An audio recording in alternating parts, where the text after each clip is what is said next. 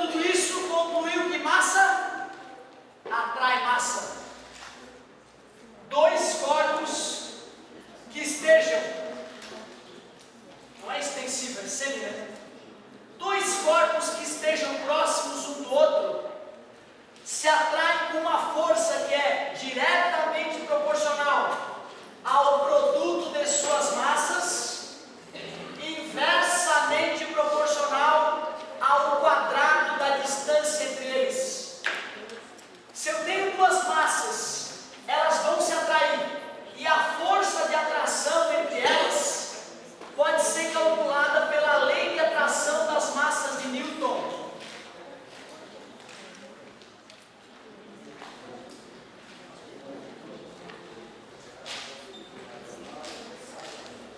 Muitos vestibulares só perguntam para o aluno a base dessa ideia. Às vezes, só de tu saber que massa atrai massa é o suficiente para matar a questão. Eu até acredito que quando eu comecei a falar de eletrostática contigo, eu comecei te mostrando essa ideia da lei de atração das massas. Uma vez na vida, uma na morte, vale a pena tu usar essa lei para calcular a força de atração entre, por exemplo, uma pessoa e um prédio, para tu saber por que tu não sente essa atração. Eu já fiz exemplo dessa lei para vocês? Não. Imagine uma pessoa de 100 quilos que esteja próxima de um prédio. Ah, que grande prédio! Na verdade não é tão grande assim, ele só tem 100.000 toneladas. E a distância da pessoa até o centro do prédio é cerca de 100 metros. Pessoa de 100 quilogramas a 100 metros de um prédio de 100.000 toneladas. Eles estão se atraindo. Vamos ver qual é a força de atração gravitacional de acordo com a lei de atração das massas de Newton. A força de atração é igual constante gravitacional universal, valor que o Newton não conseguiu obter, só mais modernamente, em 1900 nos quebrado, é que a gente conseguiu esse valor com precisão. 1800 e pouco a galera já estimava o valor, mas o erro ainda era grande. Massa da pessoa que está sendo atraída pelo prédio, ou o prédio atrai pessoa atrai o prédio, tanto faz. Tonelada, hein? Tonelada, uma tonelada são 1.000 quilos. A massa do prédio, então, eu não vou botar 100.000, eu vou botar 100 milhões. Tem que botar 3 zeros a mais para passar de tonelada para quilograma. Dividido distância entre a pessoa e o prédio, centro da pessoa e o centro do prédio, 100 ao quadrado. 100 ao quadrado vai dar 4 zeros, né? 1, 2, 3, 4.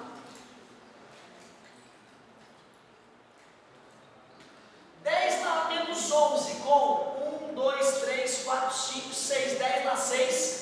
10 na menos 11 com 10 na 6 dá 10 na quanto? 10 na menos 5. A força de atração entre uma pessoa de 100 quilos e um prédio de 100 toneladas que estejam a 100 metros um do outro, algo que acontece todo dia quando tu caminha nessa rua, na rua 7, dá uma força de 0,000000667. Deixa eu ver se eu acertei. 1, 2, 3, 4, 5. Yeah. Meu querido, quando tu peida, a força é maior. Tu jamais perceberia isso. É por isso que a maioria de vocês não acredita que uns estão atraindo os outros, mas está mais que confirmado. Se essa atração não existisse, a atmosfera terrestre, que é gasosa, vazaria para o espaço como um grande boom.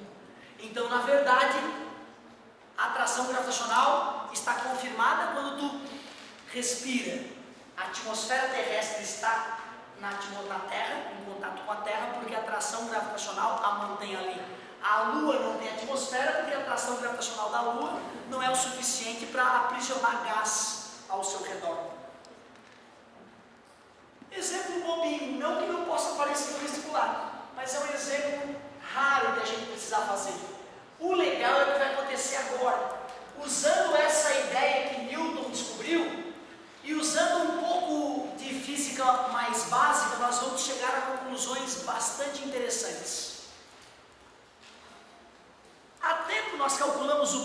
objetos, né?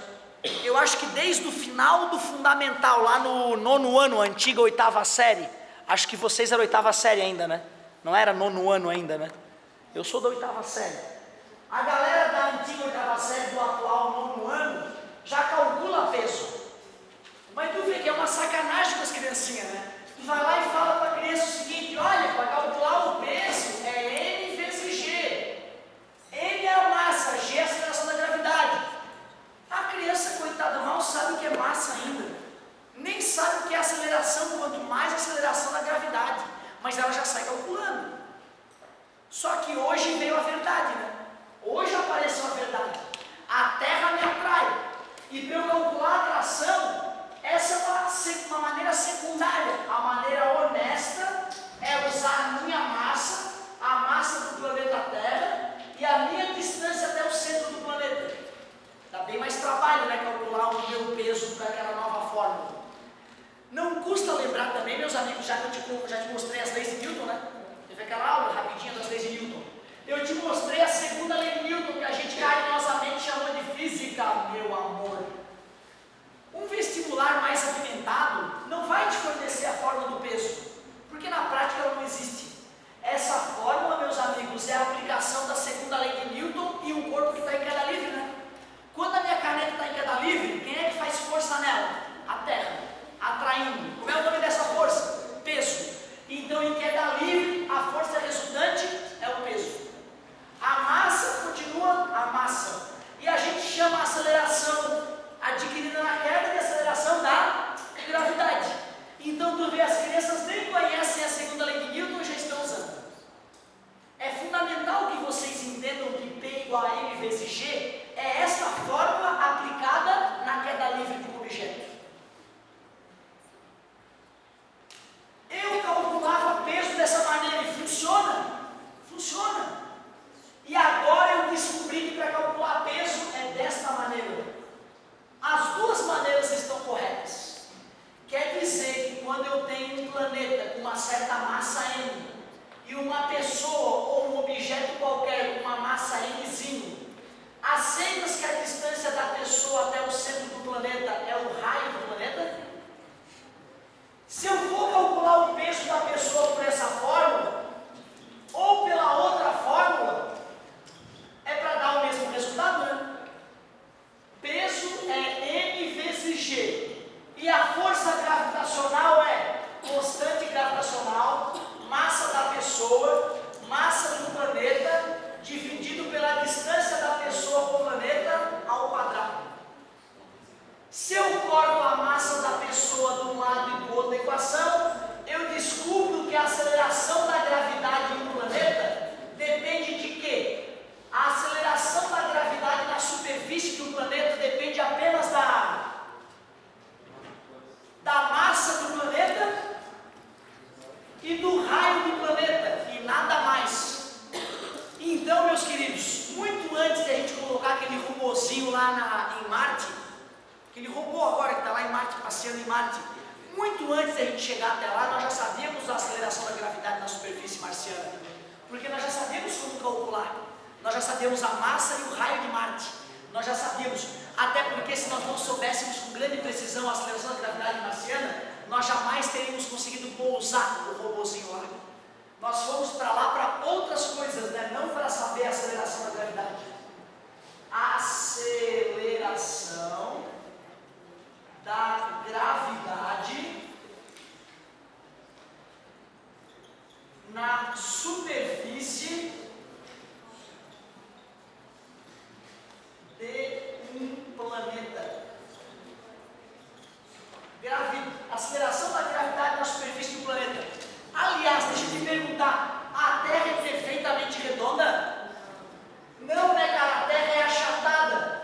Se esse aqui fosse o eixo de rotação da Terra, nós sabemos que nos polos, o raio da Terra no polo é menor do que o raio da Terra no Equador. Claro que aqui eu avacalhei. Já que quem está no Equador está mais próximo do centro da Terra, a aceleração da gravidade nos polos está mais próximo do centro da Terra, a aceleração da gravidade nos polos é maior ou menor que no Equador? Deixa eu pensar,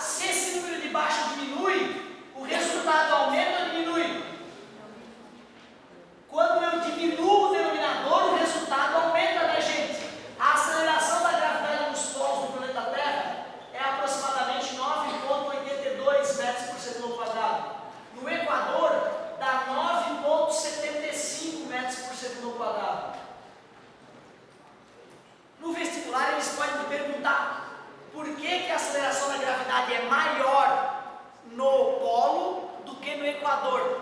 Uma das respostas tu já tem. É porque a Terra é achatada nos polos. Quem está no polo está mais próximo do centro do que quem está no Equador, e portanto é atraído com mais intensidade.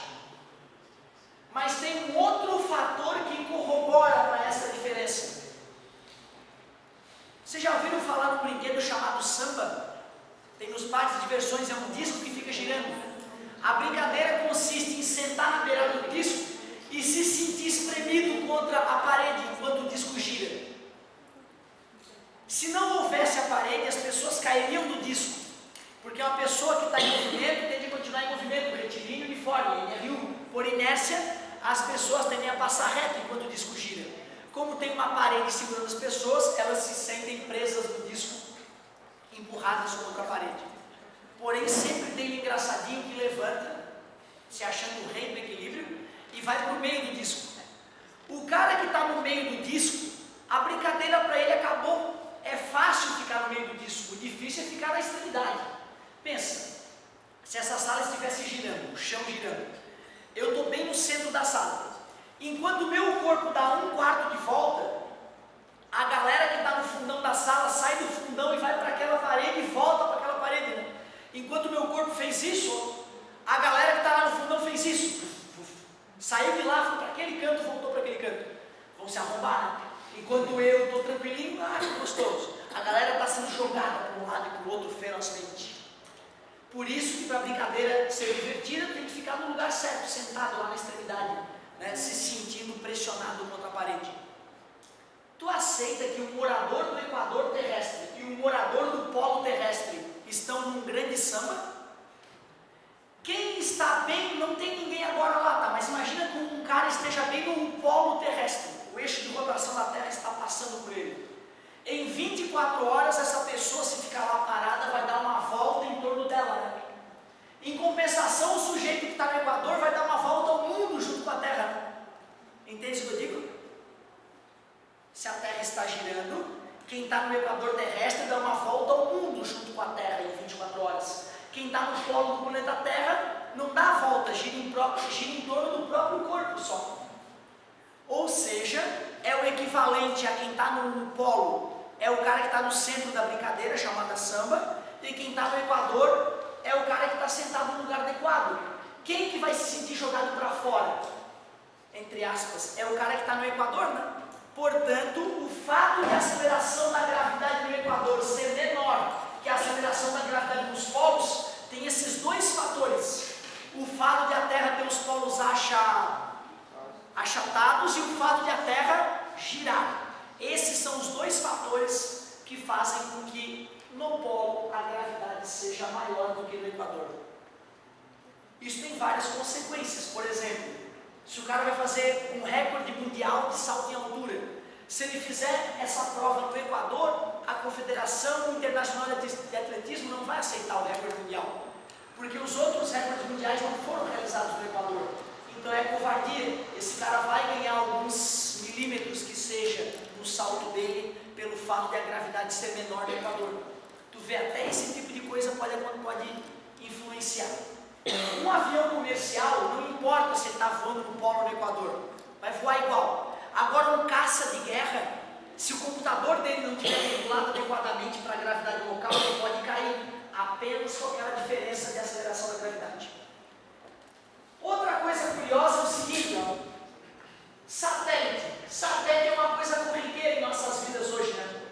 Eu acho que boa parte de vocês devem assistir a alguma TV via satélite de casa. Quem tem TV via satélite, ou já passou na rua prestando atenção, que tem anteninhas apontando para o céu, né? Eu fico me perguntando, que merda é essa? O que tem lá no céu para essa anteninha estar apontando para lá, né? Tem um satélite lá no céu. E eu fico perguntando, como é que pode a antena estar toda hora apontando para o mesmo lugar se o satélite está orbitando a Terra, né? O satélite tem que estar orbitando a Terra, né? Como é que pode? Por que a antena não está girando, apontando para o satélite onde é que ele está indo? Que história é essa? Primeiro vamos pensar assim, quando um satélite orbita a Terra, ele está descrevendo praticamente um movimento circular uniforme. A velocidade do satélite é praticamente constante. Quando um objeto descreve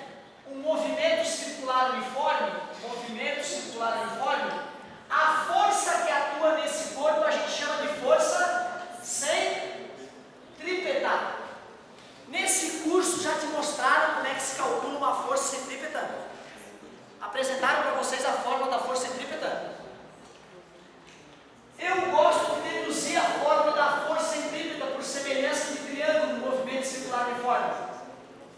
Essa é a famosa fórmula da força centrípeta. mv ao quadrado sobre r. M é massa, v é velocidade, r raio da curva.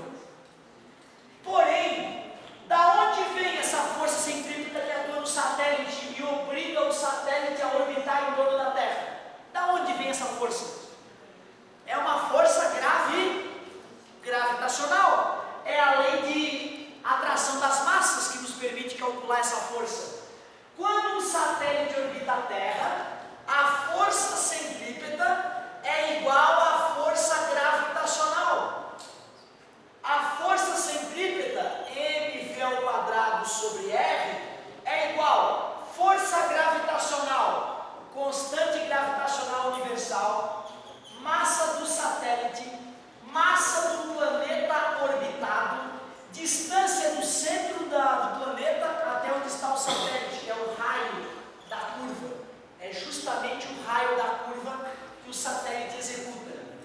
Corta a massa do satélite de um lado e do outro, corta o raio da curva de um lado e do outro, e ao quadrado passa para o outro lado, raiz quadrada. É assim que se calcula a velocidade orbital de um satélite.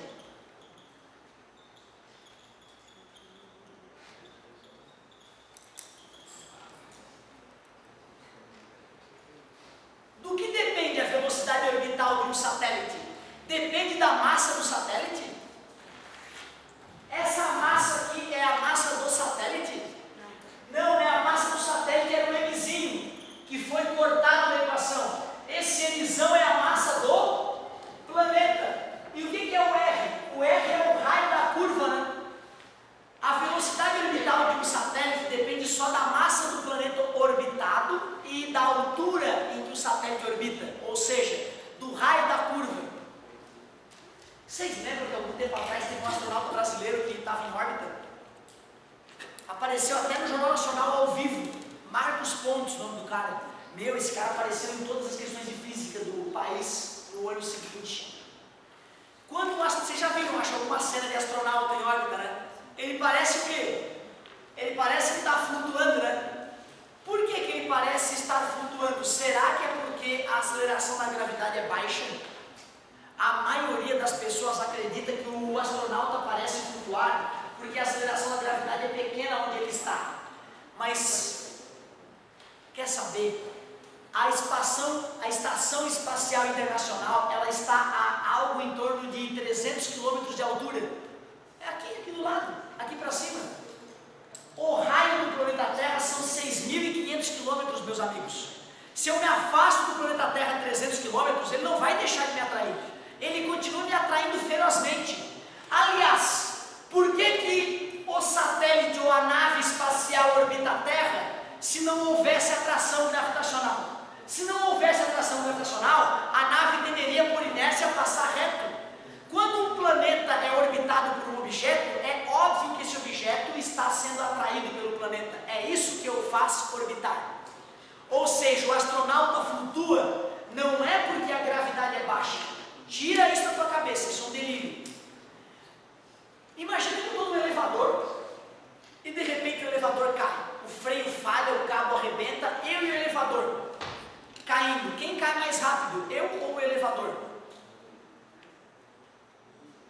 Nós caímos com a mesma velocidade. Na verdade, eu e o elevador vamos ter a aceleração da gravidade, não é isso? Tu aceitas que nesse momento eu vou parecer estar flutuando dentro do elevador?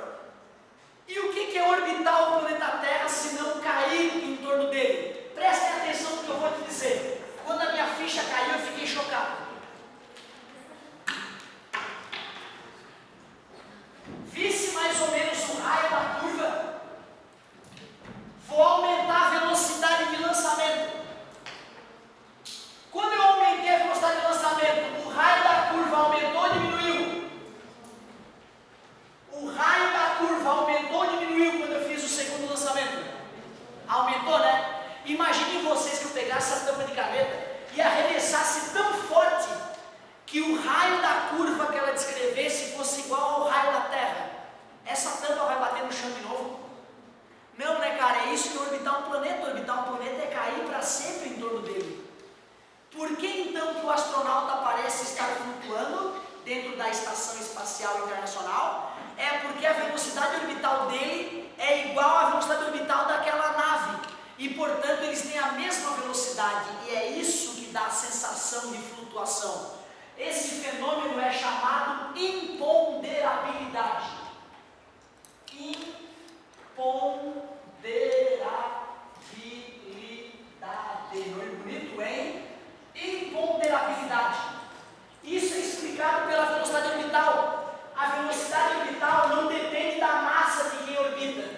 Então, se tem uma estação espacial e tem um astronauta dentro dela, ambos vão orbitar com a mesma velocidade. Portanto, esse cara vai se sentir flutuando dentro da nave. Não tem nada a ver com a aceleração da gravidade baixa. Cuidado com isso. Vamos deixar essa equação aqui mais bonita. Ó.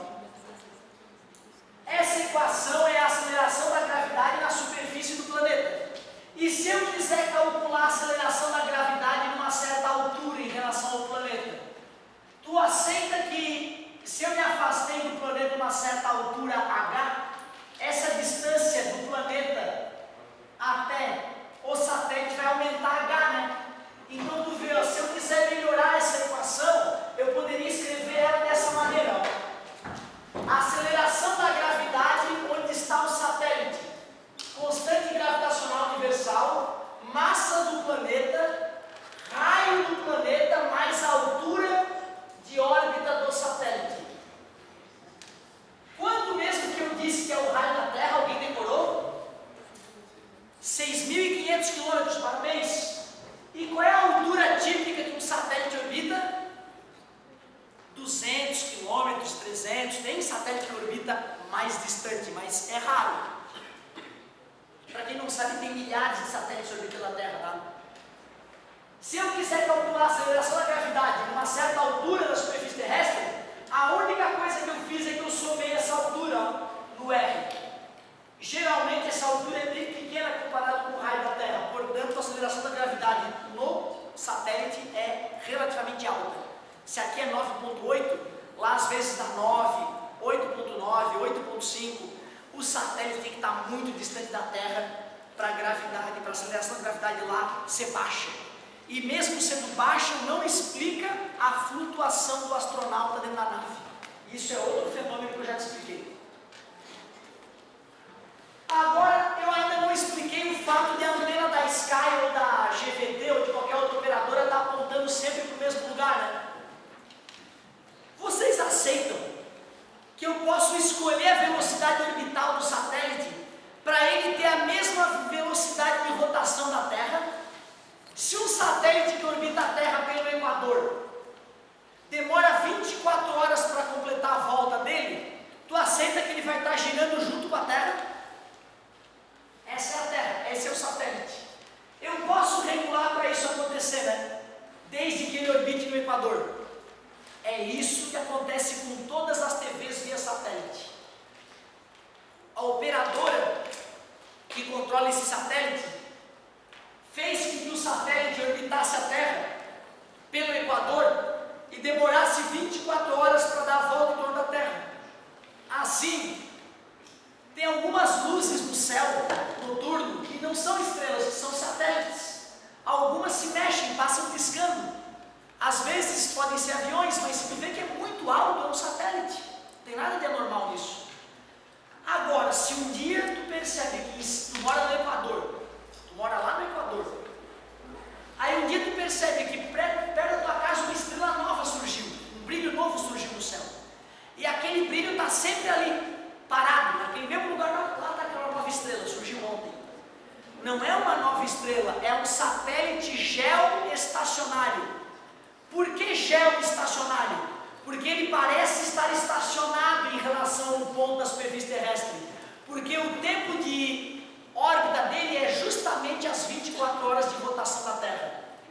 Aí tu entende, né, por que a antena está sempre apontando para o mesmo lugar? Porque de fato tem uma entidade flutuando lá no céu, um satélite.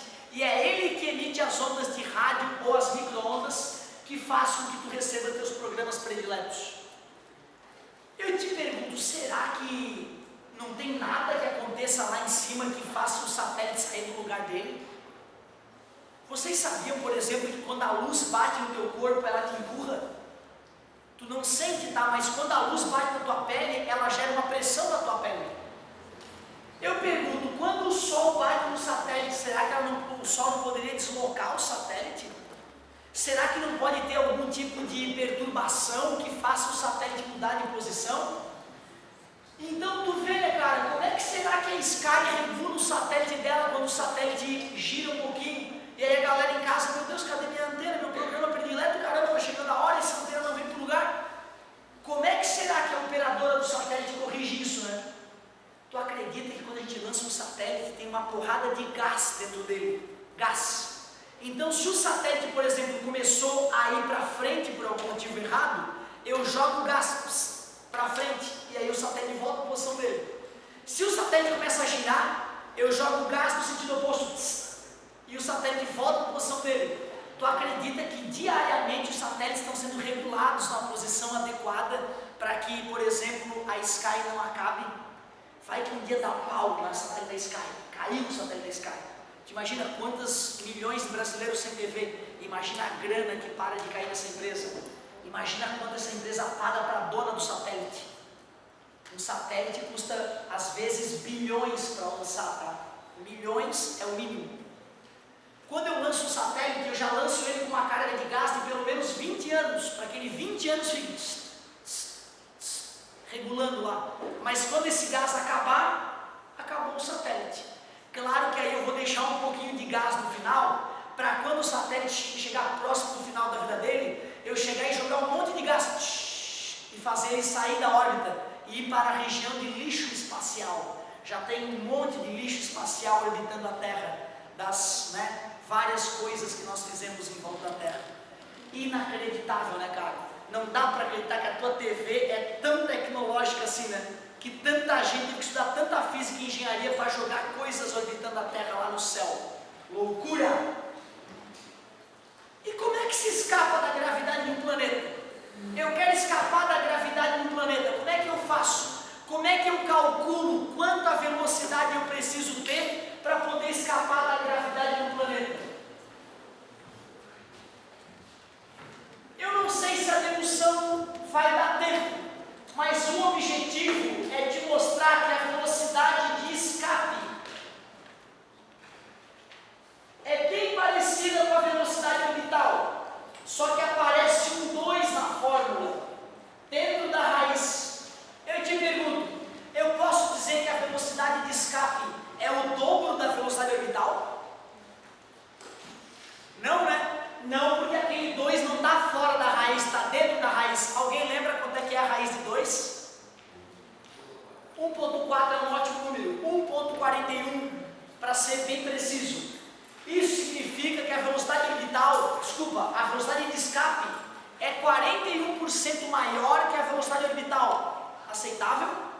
Multiplicar um número por raiz de 2 é multiplicado por 1.41. É o mesmo que aumentá-lo em 41%.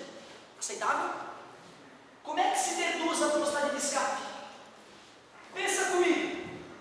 Se eu estou próximo de um planeta, aqui tem um corpinho de massa M, bem próximo do planeta.